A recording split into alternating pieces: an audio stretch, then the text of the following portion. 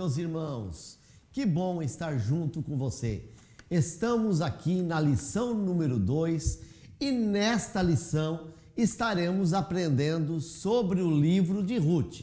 A lição número 1 foi uma lição introdutória, onde tratamos uma síntese de Ruth, uma síntese de Esther e o terceiro tópico fizemos uma conclusão. Nesta feita estaremos tratando sobre o livro de Ruth, que tem como texto áureo Ruth, capítulo 1, versículo 1, que diz assim: E sucedeu que nos dias em que os juízes julgavam, houve uma fome na terra, pelo que um homem de Belém de Judá saiu a peregrinar nos campos de Moabe, ele, sua mulher e seus 2 filhos. Verdade prática. Servir a Deus não nos isenta de crises. Em qualquer circunstância, o segredo é permanecer fiel, confiando na providência divina. Analisando então a nossa verdade prática, ela nos ensina que homens e mulheres fiéis passam por circunstâncias, passam por crises. Nessa crise existencial da família de Elimeleque, estavam passando pela crise da fome.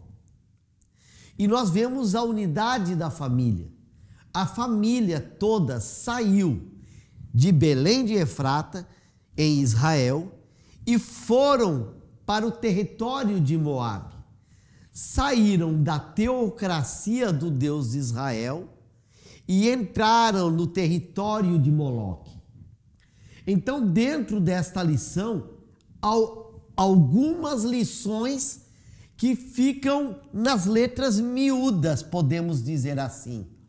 A primeira, a fidelidade desse casal, porque nós entendemos que a crise financeira, ela tem destruído muitos casamentos, muitas famílias.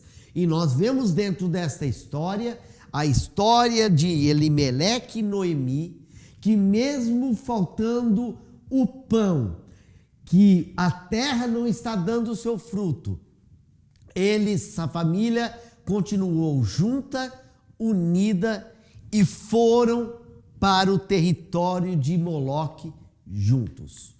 Nossa introdução. O livro de Ruth se destaca não apenas por sua beleza literária, mas principalmente pela profundidade espiritual de sua mensagem. Fonte de inspiração para judeus e cristãos ao longo dos séculos. O livro narra uma história de amizade, amor e redenção. Uma extraordinária demonstração de Todo-Poderoso trabalha para a preservação do povo judeu, a descendência piedosa de Abraão. Suas vidas continuam sendo fontes de profunda inspiração para todos que desejam agradar a Deus e viver para a sua glória. Então, dentro agora do nosso primeiro tópico, estaremos falando sobre a organização do livro. A síntese. Ruth está categorizado como um livro histórico, por causa do seu evidente gênero narrativo. Então, o livro de Ruth é uma narração de uma história da vida de Ruth, Noemi, Elimeleque, Malom, Quilion, Boaz. Então nós estaremos adentrando na história da vida deles. Na Bíblia hebraica, o livro de Ruth pertence à terceira divisão da seção da Tanakh. A Tanakh é o nosso Antigo Testamento. Na Bíblia hebraica é dividida em 3 seções. A primeira chamada Torá, que é a lei que contém os 5 livros do Pentateuco. O segundo é o Neviim. Neviim é os profetas, são os livros proféticos. E o terceiro é o Ketuvim, os escritos, que está catalogado o livro de Ruth. Então, dentro do hebraico, tem o Terrilim, que são os salmos, tem o Mishlei, que são os provérbios, tem livros de cantares, Eclesiastes, Lamentações, Shavot, que é o livro de Ruth, que nós estaremos falando, e o Purim, que é o livro de Esther. Então, são a terceira categoria da Bíblia hebraica. E para nós, a nossa Bíblia é composta, de uma seção que é o Antigo Testamento, da Bíblia cristã. Essa terceira seção também, chamada que eu falei aqui, o Ketuvim, ou ariógrafos, que são os escritos. Também tenho que entender que esse livro, ele narra os fatos ocorridos, também das colheitas, a leitura litúrgica de Ruth, feita durante a festa de Shavuot, que é a festa de Pentecoste, que era feita das colheitas. Um fato interessante. Por que nossa igreja é chamada Igreja Pentecostal? Porque a multidão tinha ido para a festa de Pentecostes, que acontecia em Israel. A festa de Pentecostes acontecia após a festa da Páscoa. Quando desceu o Espírito Santo na festa de Pentecostes, ficou marcado esta festa judaica com o Espírito Santo, porque a festa de Pentecostes era a festa das primeiras colheitas, os primeiros frutos.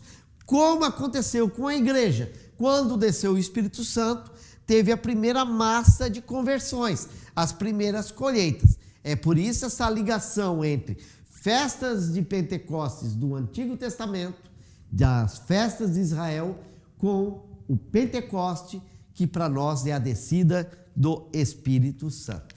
Na Bíblia cristã, enquanto a Bíblia hebraica está dividida em 3 seções, Pentateuco, Profetas e Escritos, o Antigo Testamento da Bíblia cristã é composto por 4. Então, o nosso Antigo Testamento, que é ele vai ser fatiado em 4 partes, que é Pentateuco, Poético, Histórico e Profético.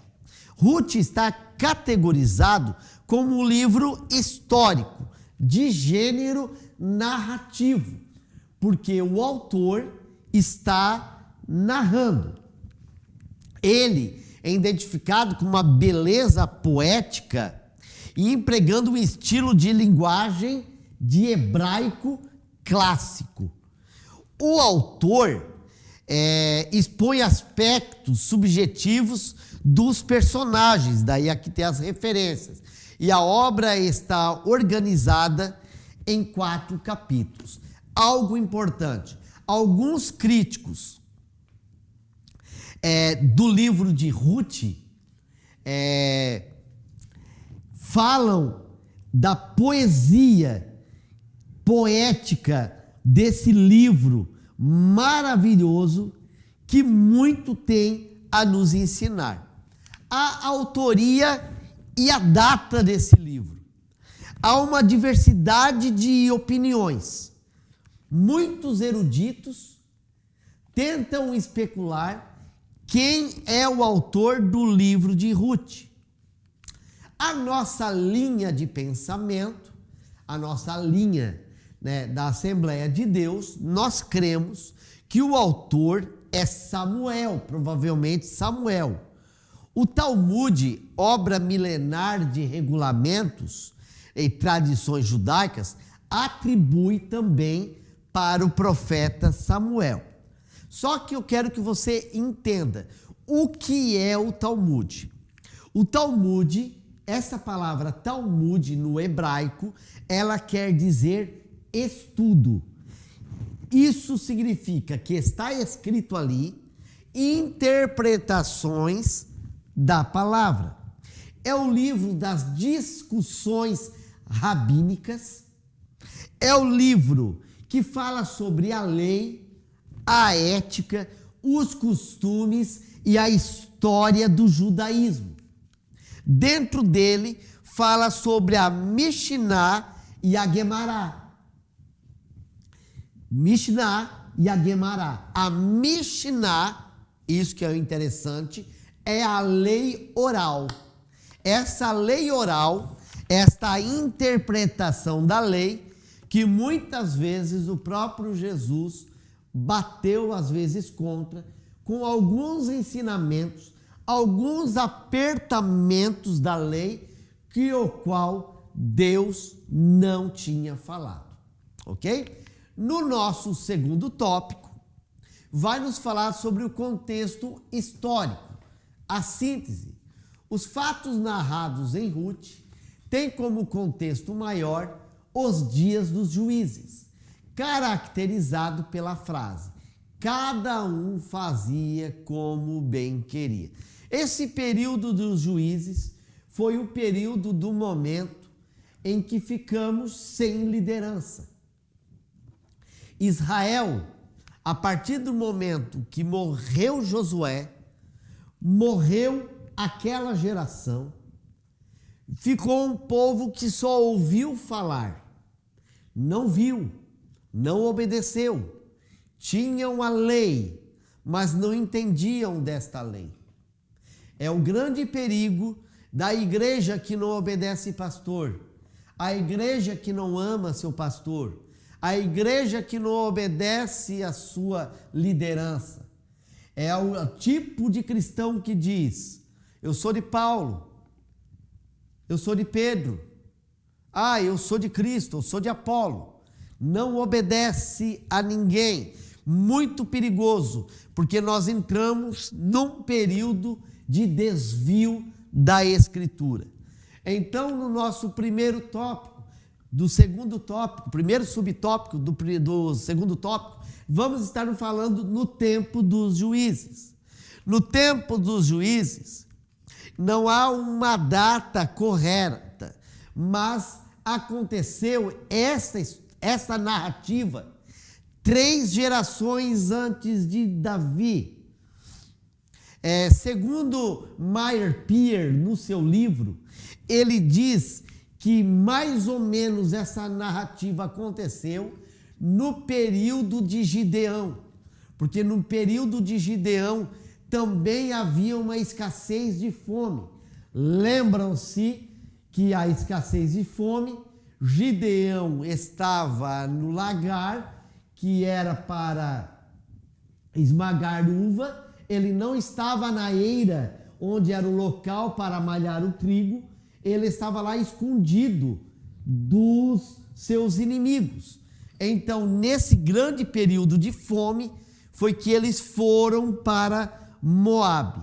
Então, Meyer Peer nos dá esta fundamentação. Esse período dos juízes, então, durou 3 séculos, 300 anos, após a morte de Josué, tá? E foi até a monarquia de Israel, quando o rei Saul, ele é coroado rei de Israel. Foi um período, quem lê o livro de Juízes, então você já entende que o livro de Ruth está conectado ao livro de Juízes. Foi um período de anarquia e muita profundidade de apostasia e infidelidade. Nós temos um dos grandes caos desse período, quando um homem está passando por Benjamim, eles vão lá, estupram a sua concubina, e ele corta ela depois toda em pedaços, eles entregam ela semi-morta, todos em pedaços, e ele manda para os 12 tribos de Israel, onde essa tribo, bem dizer, foi quase toda exterminada por querer defender esses homens que fizeram tal abuso. Então foi um período de muita anarquia e infidelidade do povo judeu. E é por isso que dentro da síntese desse tópico diz que cada um fazia como queria. Então, nós vemos que conforme eles pecavam, conforme vinha a perseguição, conforme eles se arrependiam, Deus dava um juiz para governar naquela região onde acontecia aquela apostasia. Deus governava. Quando esse homem tombava, vinha uma nova apostasia, e assim foi essa história de 300 anos do livro de Juízes. O secularismo, o hedonismo e a idolatria. Então nós temos que entender que depois da morte de Josué e seus líderes, levantou-se uma geração que não tinha comunhão com Deus. Hoje nós temos também uma geração que não tem comunhão com Deus. Após, como diz o livro E Agora Viveremos, de Charles Colson, ele fala como viveremos agora. Porque no século passado, Darwin, com a sua teoria do naturalismo, eles criaram uma nova cosmovisão, aonde tiraram Deus do governo. Deus, que é o governante de todos os povos, simplesmente apagaram toda a interferência divina na raça humana. E com isso veio outros grandes movimentos, que o qual hoje nós entendemos. O secularismo. O secularismo é a sociedade sem vínculo com Deus. O hedonismo, ele tirou o prazer, ou seja, tudo aquilo que me dá prazer não é pecado. Então não existe mais pecado. Na sociedade que eu quero, não quero interferência com Deus. Não existe Deus. O que importa são as coisas naturais. Não existe milagre. Deus não interfere nas diretrizes dos homens. Essa é uma sociedade do qual eu não defendo. Porque a minha sociedade, a minha vida, é regida pelo Deus Todo-Poderoso. Ele é o meu Senhor, por isso eu tenho a cosmovisão cristã. Outros têm a sua cosmovisão naturalista. E aonde você se identifica? Por isso, a opressão, clamor e livramento. A apostasia tornou Israel presa fácil dos seus inimigos. Assim eles atacavam fazendas, terras, cidades e mantinham o povo oprimido por longos períodos. Afligida, a nação clamava a Deus e o Senhor os livrava. No livro de Juízes, quem governava, quem fazia a lei, não eram os magistrados, não eram os juízes. Quem fazia as leis eram os juízes que Deus levantava. Eles eram chamados de os libertadores. Apesar de muitos ciclos se levantarem na história dos juízes, Deus continuava ouvindo o seu povo, como ele ainda escuta as orações dos seus justos. ele ainda ouve o clamor do seu povo e ele ainda seca as lágrimas do povo que chora e clama por ele. Dentro do nosso terceiro tópico, o propósito e mensagem. Temos como síntese o cetro de Judá, o amor, a redenção, a fidelidade, o altruísmo, são temas que se destacam ao longo do livro. O primeiro tópico do terceiro tópico fala o cetro de Judá. O principal e o mais evidente deles é apresentar Davi como descendente de Judá, a tribo real da qual viria o Messias. Lembram-se que o filho mais velho de Israel é Rúben, mas Rúben pecou. Ele adentrou com a concubina de seu pai Jacó e ele perdeu essa primogenitura. Logo na oração de Jacó, a bênção que ele deu com cada filho, nos mostra que Jacó diz em Gênesis 49 que o cetro não se arredará de Judá, nem o legislador dentre seus pés, até que venha Siló, e eles congregarão os povos.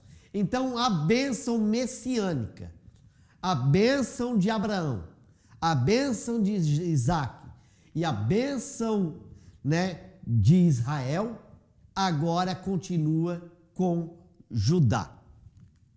Então, a promessa que foi feita a Judá, agora ela está sobre os ombros de Judá. Então, Samuel, o autor do livro de Ruth, registra a descendência de Davi e ganha ainda mais sentido, já que naquele tempo o rei de Israel era Saul. Porque logo Jesus, o Messias, era para vir da descendência de Benjamim, na lógica. Mas Samuel, instruído por Deus, faz a descendência através de Davi, um descendente direto de Judá, aonde coloca a legitimidade no trono. O amor e a redenção. A mensagem principal de Ruth é o amor de Deus e o seu plano de redimir a humanidade. O livro de Ruth traz essa tipologia com Boaz. Boaz foi o remidor que remiu Ruth, representando Boaz, a pessoa de Jesus, e Ruth, a igreja que foi redimida por Cristo. A igreja que ela é formada entre judeus e gentios. E Ruth, era casada com um da tribo de Judá, se tornou viúva. Ela que é gentia de Moabe. Então, há muitos sinais de redenção dentro dessa narrativa bíblica. Por quê? Porque aqui no livro de Ruth mostra que a separação, a parede, ela foi derrubada. Não tem mais separação entre gentios e judeus. Então, este livro nos mostra esse sentido da redenção, num sentido literal e tipológico, ou seja, uma tipologia bíblica, um tipo de Cristo, o nosso Redentor. E o nosso último subtópico, fidelidade e altruísmo, do terceiro tópico, e também não menos importante, mostra que Ruth abre uma janela que nos permite ver que nem tudo eram trevas nos dias de Juízes. Havia um remanescente fiel. Tinha um povo que servia a Deus e foi usado por ele para cumprir os propósitos de Deus. Dentro de um mundo de crescente iniquidade, o justo vive pela fé. Nós estamos vivendo um tempo de crescimento e iniquidade, aonde o certo parece que está errado e o errado é aplaudido como certo, aonde muitas universidades têm mostrado para os jovens uma cosmovisão diferente, uma cosmovisão que não é bíblica, uma cosmovisão naturalista, mas mesmo assim, Deus tem levantado os professores universitários, tem levantado os juízes, tem levantado advogados, tem levantado muitos profissionais liberais, trabalhadores, empregados, que ainda creem nesse Deus Todo-Poderoso e tem feito sim a diferença dentro da nossa sociedade. E lembra-se do valor altruísta que predominava o egoísmo, ou seja, a nossa geração e a nossa cosmovisão bíblica cristã ainda se preocupa com o próximo. Conclusão: o livro de Ruth nos ensina que, a despeito da incredulidade e dos pecados do homem, Deus sempre trabalha para cumprir os seus desígnios, sem violar o princípio do livre-arbítrio humano. O Todo-Poderoso conduz a história e executa seu plano eterno de redenção. O livro também nos mostra como a fidelidade de Deus se aplica às circunstâncias comuns da vida. Tudo ele é fiel. Quero agradecer você que esteve junto conosco na lição número 2. Espero você até a próxima lição, na presença do Senhor, o nosso Deus.